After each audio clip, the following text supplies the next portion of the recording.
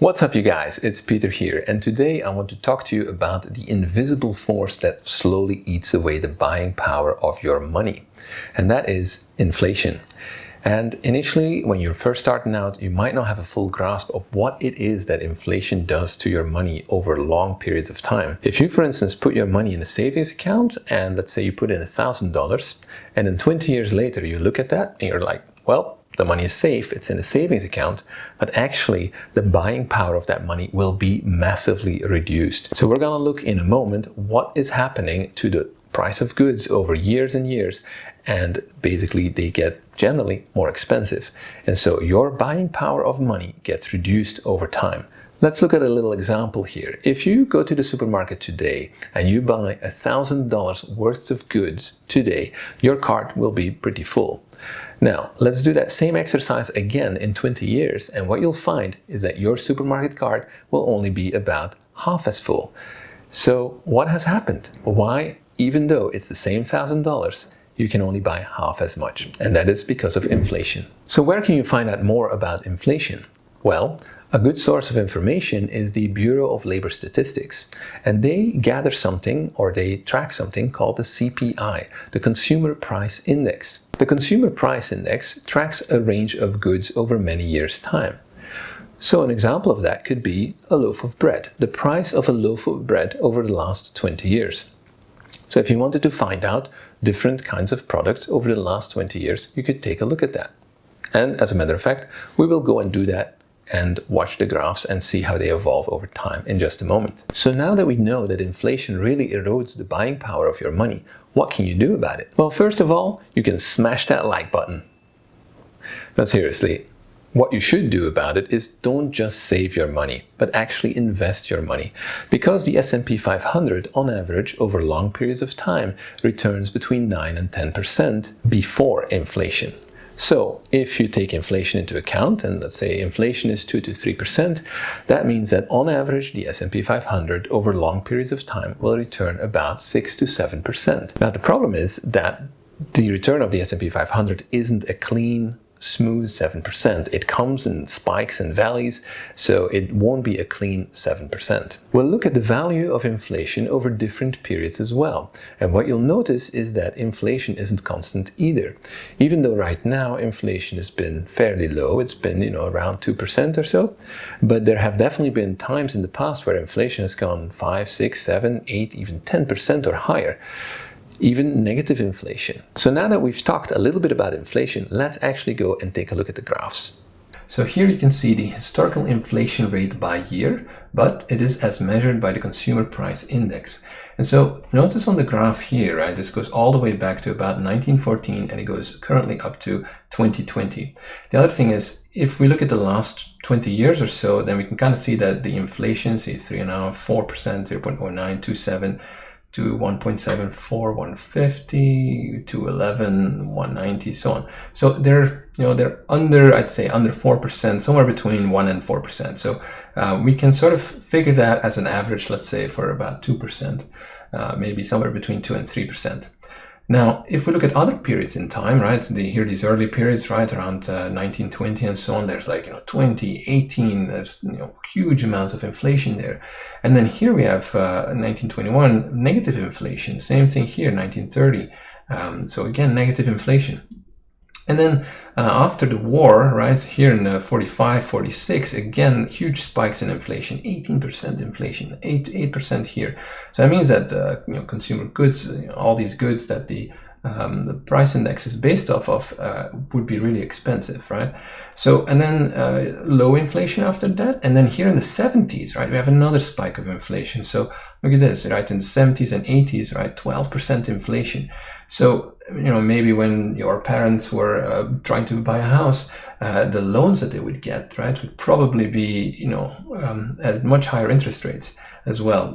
So if for now, right, our inflation is really low, but here I think the interest rates would also have been much higher, not just the inflation, but the interest rates too.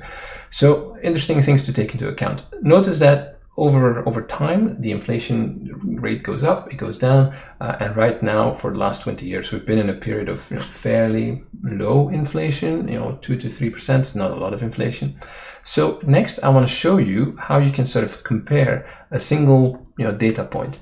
So here we can put in with the under the US Bureau of Labor Statistics, right? You can have an inflation calculator, and you can basically, based off of that consumer price index, you can put in a number. So if we were to say in the year 2000, right, our example of our supermarket basket, or maybe not a basket but cart, if we put in $1,000 in the year 2000, how much is the same buying power in June 2020?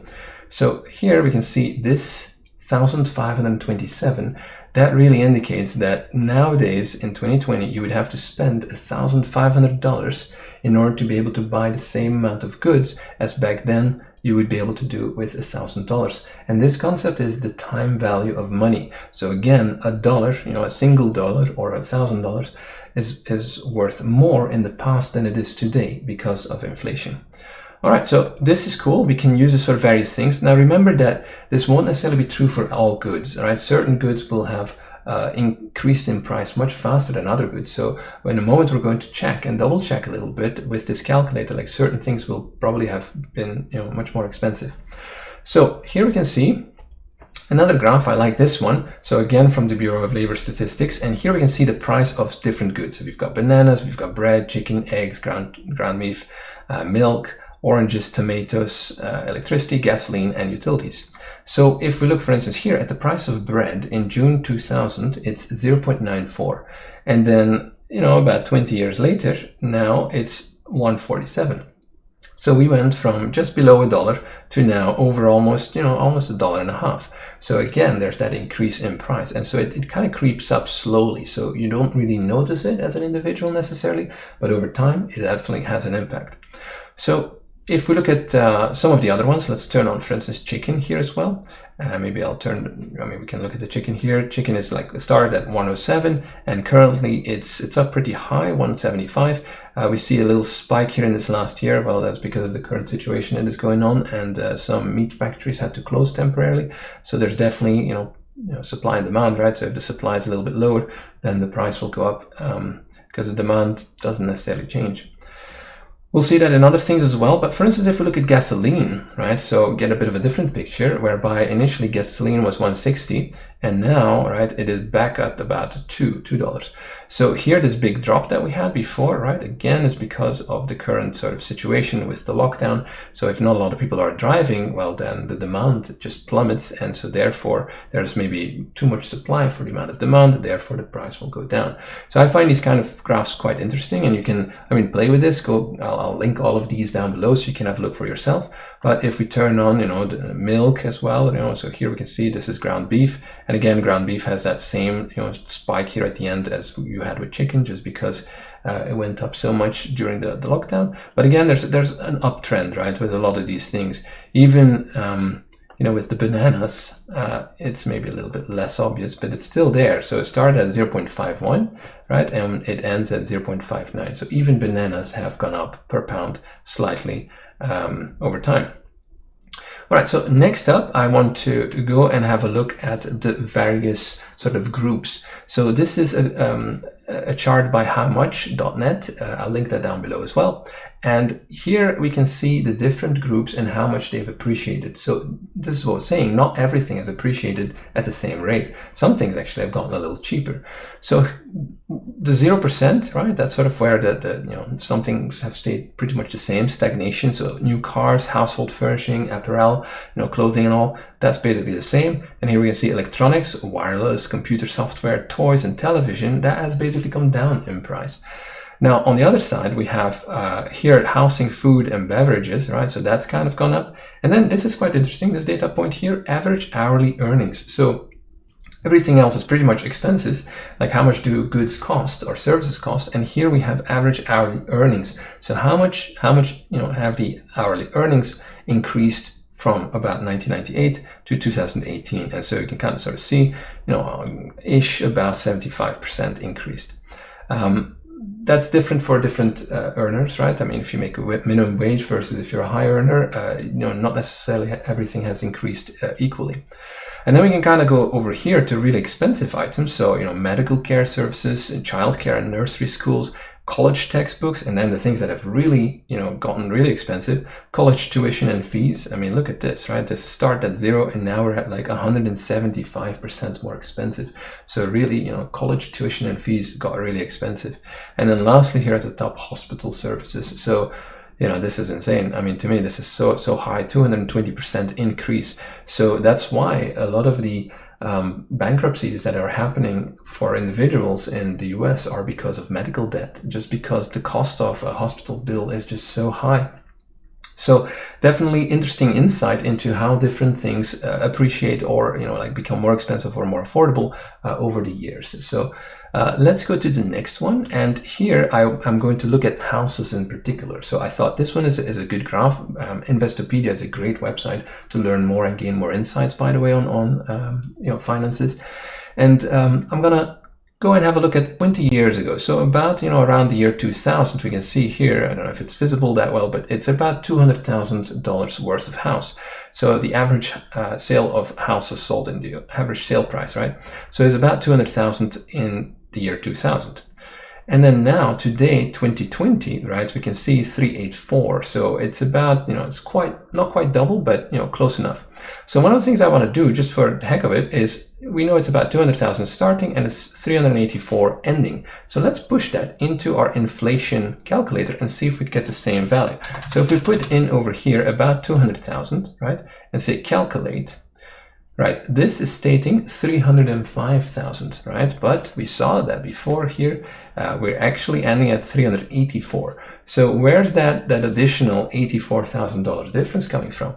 Well, again, not everything has appreciated. Now here it sort of states that housing and food, right, has increased, about, a bit. But so therefore this price increase with this inflation calculator, take it with a grain of salt in the sense that this is for the index. So this is in general, on average, for all of the different goods in the index.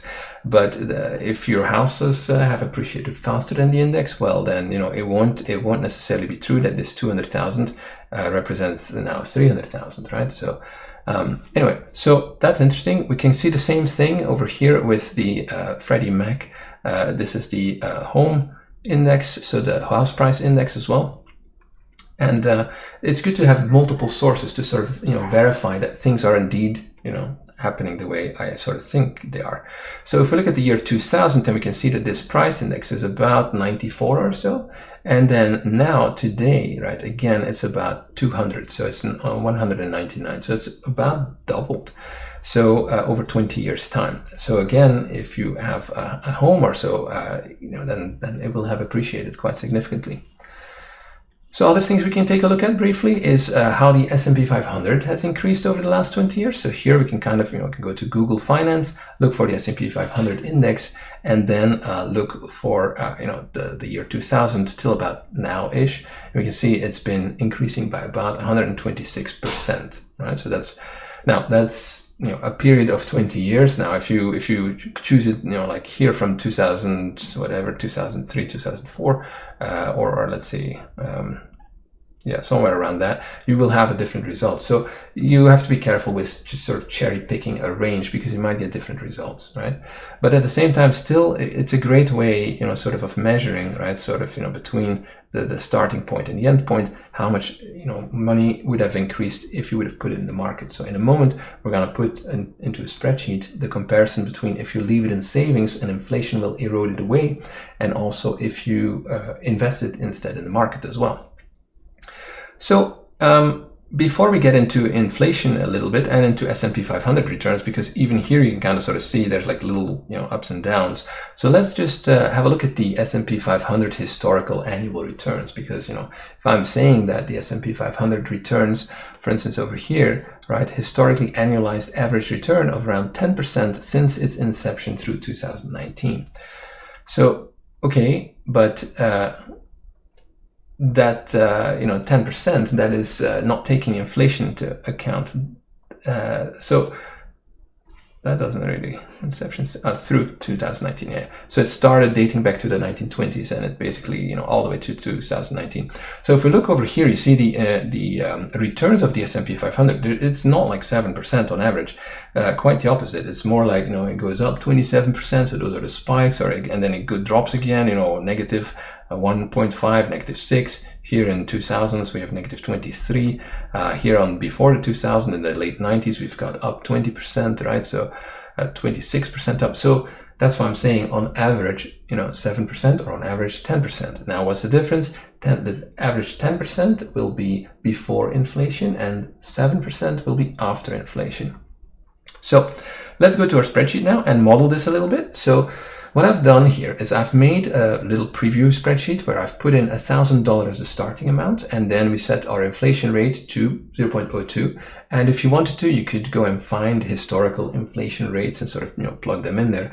But, you know, let's say on average for now, we're going to go with an inflation of 0.02. You could set it to 0.03 if you want to model a more aggressive inflation.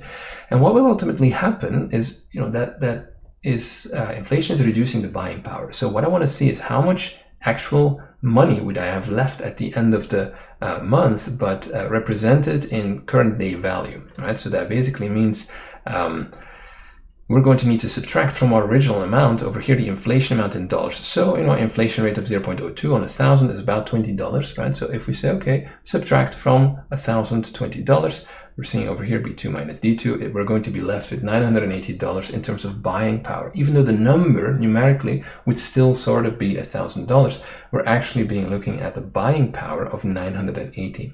And so if we do that for 20 years, right, and notice, right, every year, right, there's a certain amount of, there's that 20, well, not $20 anymore, but that 0.02%, that 2%, that basically is going to get reduced.